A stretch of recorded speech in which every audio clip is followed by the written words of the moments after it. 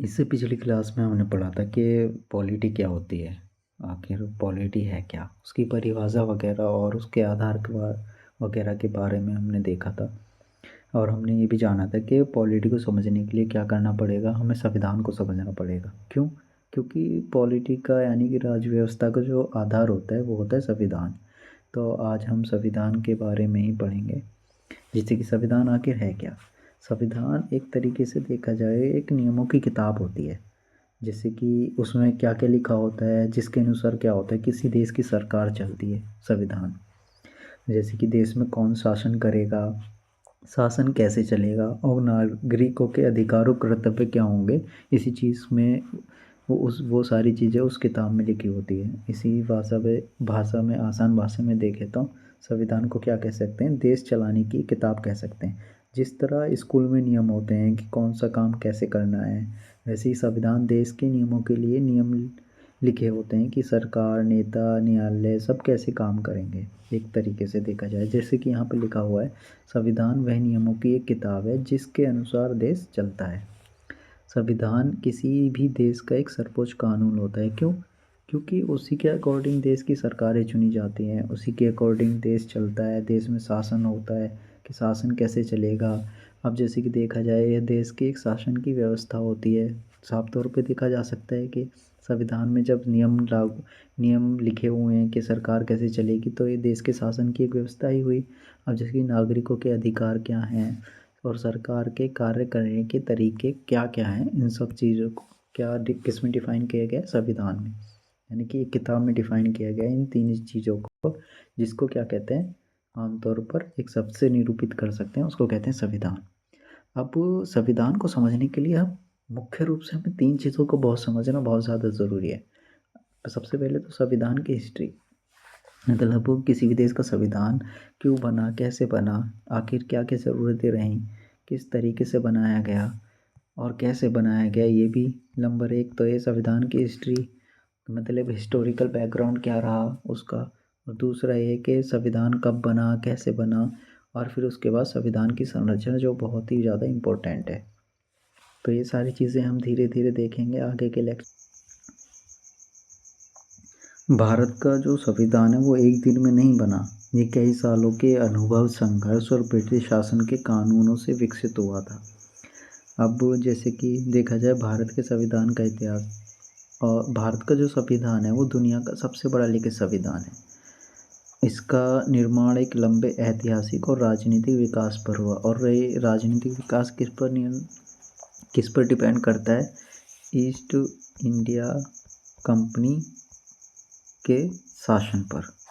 मतलब उसने किस तरह से भारत में अपना स्थायित्व किया, किस तरह के अधिनियम, जैसे कि अब आगे दिए रखा है भारत के संविधान की हिस्ट्री कुछ अधिनियमों पर निर्भर करती है। ऐसे अधिनियम जो भारत पर तब लागू हुए जब भारत में मुख्य रूप से किसका शासन था, ईस्ट इंडिया कंपनी का। क्योंकि उसने शासन करने के लिए कई तरह के नियम, अधिनियमों को लागू करा ताकि उन्हें आसानी हो यहाँ पर इंडिया को लूटने में, इंडिया पर अपना राज करने में। इसी चीज़ को देखा जाए तो ब्रिटिश शासन से पहले क्या था, भारत में कई तरह की रियासतें थीं, देसी रियासतें थीं, अलग अलग जगहों पे अलग अलग साम्राज्य थे, उन पर उनका अधिकार था। हर जगह अलग अलग कानून और शासन प्रणाली थी, इसलिए कोई एकीकृत संविधान नहीं था ब्रिटिश ईस्ट इंडिया कंपनी के शासन से पहले। अब जैसे जैसे ईस्ट इंडिया कंपनी ने भारत पर शासन चालू कर दिया, तो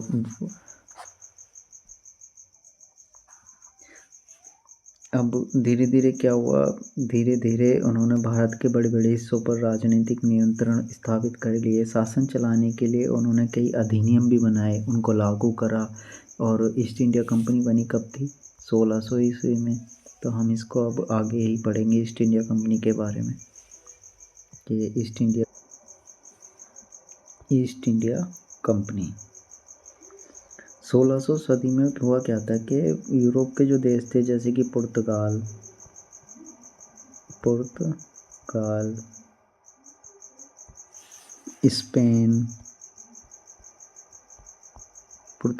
स्पेन, नीदरलैंड, फ्रांस और इंग्लैंड, क्या था ये भारत और एशिया के साथ क्या कर रहे थे, रेशम, मसाले, कपड़े और चाय ना का व्यापार वगैरह कर रहे थे। लेकिन इंग्लैंड चाहता था कि उसे भी भारत से व्यापार करने का अधिकार मिले। इसलिए पता है क्या हुआ, ईस्ट इंडिया कंपनी बनाएगी ताकि वो भारत और एशिया के देशों के साथ व्यापार वगैरह कर। और जब ईस्ट इंडिया कंपनी बनाएगी, वो बनाई गई थी 31 दिसंबर 1600 ईस्वी को। और इंग्लैंड की महारानी एलिजाबेथ प्रथम ने इसको आदेश दिया था व्यापार करने का। और उसे अधिकार ये रॉयल चार्टर के थ्रू मिला था अधिकार, यानी सरकार की अनुमति, जिससे वह भारत और पूर्वी देशों से व्यापार कर सके। एक ऐसा चार्टर जिससे वह व्यापार कर सके भारत और पूर्वी देशों के साथ। इसका पूरा नाम था कंपनी का the company of merchants of London trading into the east Indies, यानी कि लंदन के व्यापारियों की कंपनी जो पूर्वी देशों के साथ व्यापार करेगी। ईस्ट इंडिया कंपनी में कुछ सदस्य भी थे, और वो जो सदस्य थे वो बहुत रिच थे, मतलब रिच मर्चेंट्स शामिल हुए थे इसमें। उन्होंने क्या करा था, उन्होंने मिलकर कंपनी में कुछ पैसे वगैरह लगाए, और जो नुकसान है, फ़ायदे हैं, प्रॉफिट लॉस हैं, उसमें हिस्सा बांटा उन्हीं का था। अब शुरू में क्या हुआ कि जो ईस्ट इंडिया कंपनी थी, उसका जो उद्देश्य था केवल और केवल व्यापार करना था, ओनली ट्रेड करना। लेकिन धीरे धीरे क्या हुआ कि वो राजनीतिक पथ पर भी चालू हो गई। अब कंपनी के पहले जो जहाज़ थे, पहला जो जहाज़ आया था कंपनी का, वो 1601 में आया था भारत में। उसके बाद 1608 में कैप्टन हॉकिंग आए थे जहाज़ लेकर, और उस जहाज़ का नाम था, क्या था, हेक्टर नाम था जहाज़ का। वो आए थे 1608 में कैप्टन हॉकिंग का। किसके पास आए थे, वो जहांगीर के दरबार में आए थे। लेकिन उस टाइम पे क्या था कि इनको ना अनुमति नहीं मिली थी, और अनुमति कब मिली थी, वो मिली थी 1613 में। उस टाइम पे कौन थे, थॉमस रो आए थे जहांगीर से व्यापार की अनुमति लेने के लिए, और उस टाइम पे अनुमति मिल गई। अनुमति मिलने के बाद क्या हुआ था कि कंपनी ने अपना जो पहला व्यापारिक फैक्ट्री थी वो कहाँ पर लगाई थी, वो लगाई थी सूरत में। वो लगाई थी 1613 ईस्वी में फैक्ट।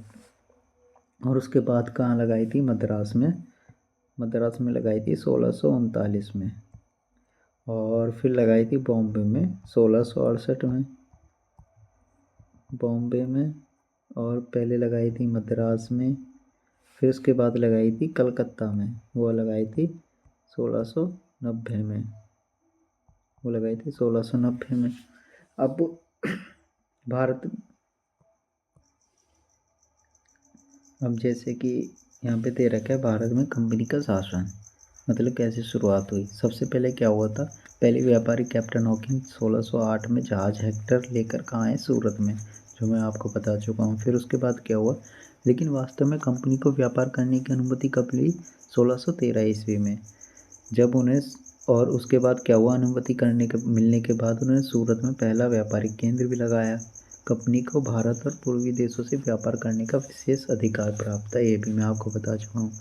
अब बाद में क्या हुआ, बाद में कंपनी ने 1639 में मद्रास में लगाया था अपना व्यापारिक केंद्र, उसके बाद बॉम्बे में लगाया था 1668 में, फिर उसके बाद लगाया था 1690 में कलकत्ता में। अब ये अनुमति आखिर मिली कैसे थी, पहले तो नहीं मिली थी 1608 में, लेकिन ये 1613 में कब मिली थी, 1613 में मिली थी थॉमस रो के थ्रू। अब क्या हुआ था, 1612 ईस्वी में ना बैटल हुआ था उसका, सवाली का। 1612 में क्या हुआ था, सवाली का युद्ध हुआ था, और ये कहाँ हुआ था, ये हुआ था सूरत में। अब ये किस किस के बीच हुआ था, ये हुआ था ईस्ट इंडिया कंपनी के और पुर्तगीज़ के बीच, मतलब पुर्तगालियों के बीच,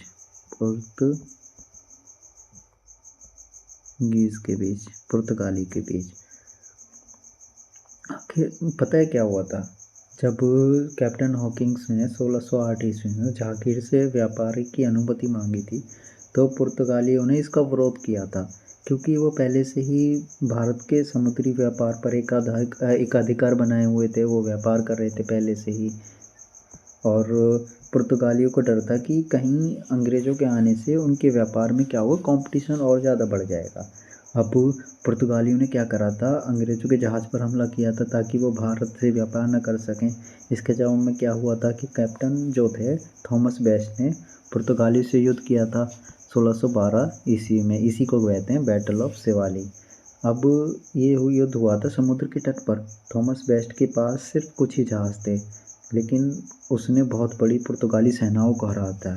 जिससे पता है क्या हुआ था, जिससे जो जहांगीर था वो बहुत प्रभावित हुआ था, जिसकी वजह से ही उसने उस चीज़ को देखते हुए 1613 ईस्वी में व्यापार करने की अनुमति दे दी थी। क्यों?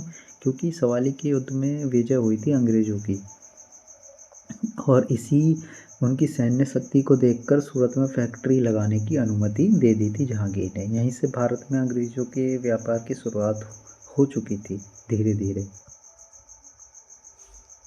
इसके बाद क्या हुआ था, शुरू में स्टार्ट में क्या था, जो कंपनी थी केवल व्यापार करती थी, किसका, कपड़े का, मसालों का, रेशम का, और भी बहुत सारी चीज़ें थी, उन सारी चीज़ों का। लेकिन हुआ क्या कि समय के साथ साथ उन्होंने भारतीय रियासतों की राजनीति में दखल देना शुरू किया ताकि व्यापार में फ़ायदा हो, और इसी चीज़ को देखते हुए 1757 ईस्वी में प्लासी का भी युद्ध हुआ था, जहाँ से मतलब इनके शासन की शुरुआत मानी जाती है। और ये हुआ किसके बीच था, ये ईस्ट इंडिया कंपनी के बीच और बंगाल के नवाब सिराजुद्दौला के बीच हुआ था। यह युद्ध कब हुआ था, 23 जून 1757 को लड़ा गया था। प्लासी का युद्ध भारत के इतिहास में एक बहुत ही महत्वपूर्ण युद्ध था, जिसने भारत में ब्रिटिश शासन की नींव रखी। यहीं से शुरुआत हो चुकी थी उसके प्लासी के युद्ध के बाद ही ब्रिटिश शासन की, ईस्ट इंडिया कंपनी के शासन की भारत में। और ये युद्ध हुआ क्यों था? यह युद्ध प्लासी नामक स्थान पर लड़ा गया, जो बंगाल के वर्तमान पश्चिम बंगाल के नदिया जिले में है। युद्ध के कारण क्या थे?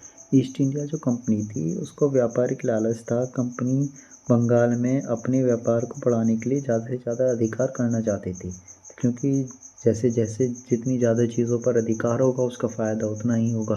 अब दूसरा बड़ा कारण था किला बनाने का विवाद। अंग्रेज़ों ने बिना अनुमति के कलकत्ता में किला, मतलब फोर्ट विलियम नाम का किला बनाया था, और इसके लिए ये किला बनाने से पहले इसने इजाज़त भी नहीं ली थी बंगाल के नवाब से। और क्या हुआ था इसके बाद बक्सर का युद्ध हुआ था 1764 ईस्वी में। वो किसके बीच हुआ था? मीर कासिम बंगाल का नवाब सिराजुद्दौला और शाह आलम द्वितीय वर्सेस अंग्रेजी सेना, और जिसकी मतलब कमान किसके हाथ में थी? हेक्टर मुनरो के हाथ में थी। और इसके बाद भी इसमें कौन जीता था? ये जीते थे, और ये तीनों हार गए थे। बक्सर के युद्ध के बाद हुआ क्या था कि ईस्ट इंडिया कंपनी का जो शासन था और भी शोरों से होने लगा, और भी मतलब बिल्कुल उस टाइम पे तो मतलब सोचो कि शुरुआत हो ही गई थी इंडिया में ब्रिटिश शासन की। और इसके बाद क्या हुआ, इलाहाबाद की संधि हुई थी 1765 ईस्वी में। किस किस के बीच हुई थी? वो रॉबर्ट क्लाइव और शाह आलम द्वितीय के बीच। यह भारत में कंपनी के शासन की औपचारिक शुरुआत मानी जाती है एक तरीके से। अब अब अब कल से हम पढ़ेंगे कंपनी शासन का विस्तार, मतलब कंपनी का विस्तार कैसे हुआ, क्या क्या किस तरह से उन्होंने शासन करा, और किस तरह के अधिनियम थे, अधिनियम को कैसे लागू करा गया, उनमें क्या क्या इम्प्रूवमेंट थी। सारी चीज़ें हम कल से पढ़नी स्टार्ट करेंगे। तो मिलते हैं चलो अगले लेक्चर में।